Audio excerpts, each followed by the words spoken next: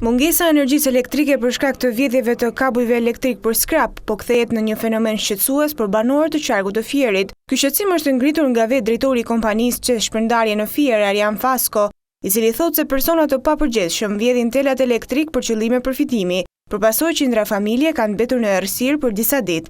Një nga problemet shqetësuese për çest shpërndarjen në rajonin e Fierit është dhe vjedhja e përcjellseve të bakrit në gjithë rajonin, duke filluar nga Vlora, Fieri, Ballshi, pothuajse në gjithë rajonin.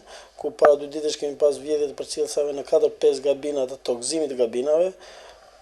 Për këta persona që bëjnë vjedhjen e këtyre përcjellsave për efekt shitjes, për përfitim të përcjellsit të bakrit, krijojnë dëme të konsiderueshme dhe në pajisjet e abonentëve, pasi duke vjedhur përcjellsat duke vjedhur nulin ose tokëzimin e kabinave, dëmtojnë pajisjet e abonentëve, po ashtu i lënë pa energji të gjithë abonentët e këtyre zonave. Janë bërë denoncimet në polici, policia vazhdon procedurat për identifikimin e personave. Sipas drejtorit të çest shpërndarje, për vjedhjet e fundit që janë shënuar, nuk është shoqëruar asnjë person përgjegjës.